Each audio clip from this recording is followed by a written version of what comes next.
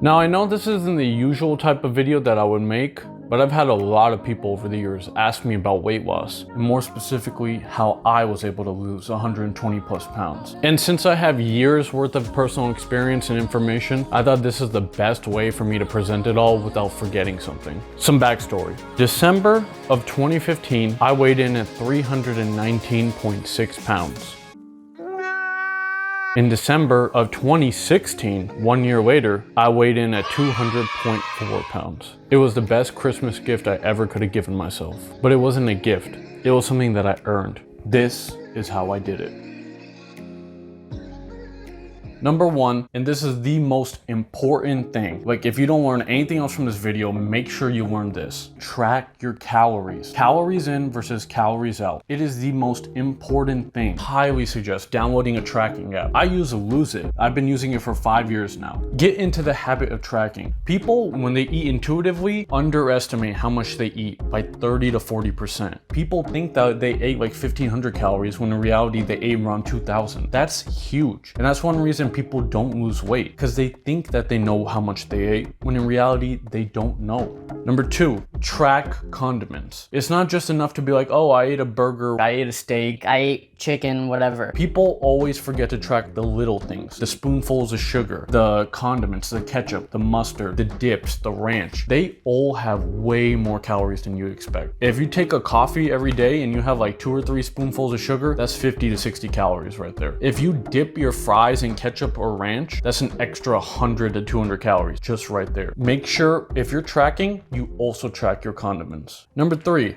cut out the little things. In general, you're cooking at home, you're eating sort of healthy, but you don't see a lot of weight loss happening. I really suggest checking on the little things that you eat. There are easy little switches that you can make that you don't even realize. Creamer. In your coffee in the morning, switch it to a fat-free creamer. That's easily 30, 40, 50 calories less. If you usually have sugar in your coffee, maybe get rid of the sugar. That's less. Instead of drinking whole milk with your cereal, switch to 2%. It's less calories right there. Cream cheese. If you eat a bagel with cream cheese in the morning, fat-free cream cheese. Less calories. There are a lot of these like tiny hidden changes that you don't really realize you can make that really add up over weeks and months. Number four, water. Drink water. This is important in general, but especially when you're losing weight. Water is so key. I can't even tell you like how many people do not drink enough water. Sometimes when you think that you're hungry, it's actually because you're a little thirsty, but you're not dehydrated enough that your body knows that it's water that you need. If you get like a late night craving, you want to eat something, but you're not like hungry, drink a glass of water, wait like 20 minutes, you should be all good. Also, if you want a quick tip on how much water you should be drinking, take your weight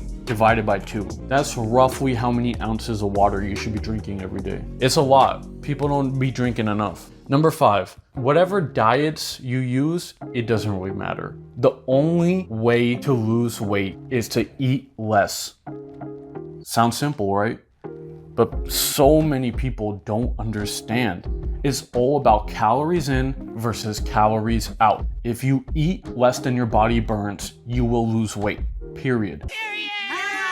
It doesn't matter if you're doing keto, it doesn't matter if you're going gluten-free, it doesn't matter if you cut out carbs, Atkins, paleo, whatever diet you're trying to do. It all boils down to eating less than you burn. Simple as that. I can speak from personal experience. The first time I lost weight, I was just eating Taco Bell like 2 or 3 times a week, but I tracked every calorie. I tracked everything that I ate so religiously. So even though I was eating fast food, I was still eating less than I was burning. So I still lost weight. It doesn't matter what fancy diet you want to do, whatever works for you. If keto works for you and you're able to maintain it, then do keto. But ultimately, it's all negligible compared to calories in, calories out. Remember that phrase. It is the most important phrase you will ever hear when it comes to losing weight.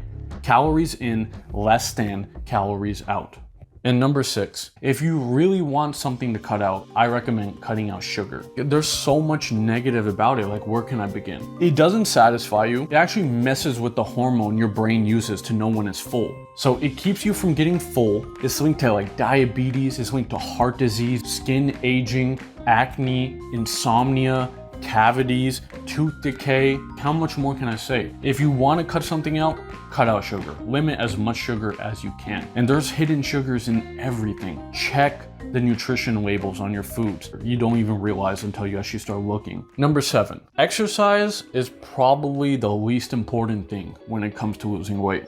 That's just a fact. 95% of losing weight is your diet. It is tracking your calories, is making sure you're eating good. Exercise is just like, think of it as like the cherry on top. You don't need to do it, but doing it is not gonna hurt. It's gonna help. The first 40 pounds that I lost before ever setting foot in a gym. It was all from diet change. Exercise still is very good though. And if you can add in some exercise, like 20 minutes of walking, go walk your dog, go play catch with your kids, just the little things. Exercise scares people that they're not going to be able to lose weight because they don't have the time or the energy to exercise. It's not that important. Add in like these little pieces of exercise throughout the day, along with your diet change, you should be all good. And then number 8, last but not least, say it with me. Do not worry about the number. It does not matter. Your weight fluctuates so much on the scale.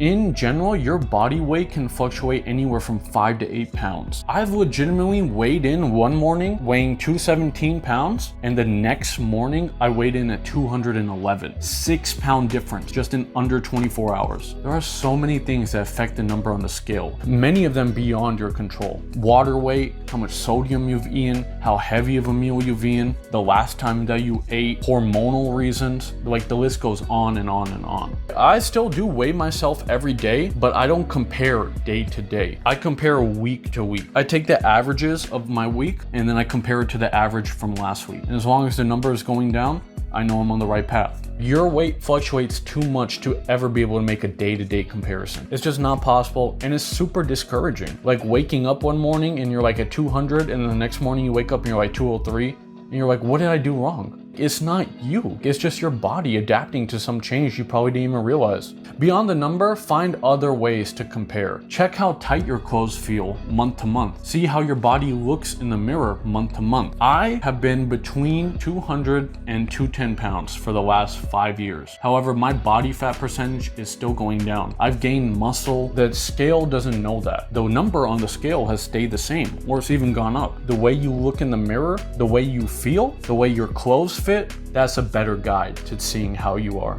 And those were the biggest tips that I have. Hopefully you've learned something. Hopefully it'll help you guys out. You guys know the drill. Like, subscribe, do all that. Check out my other videos. You might see something that you like. Until next time, au revoir.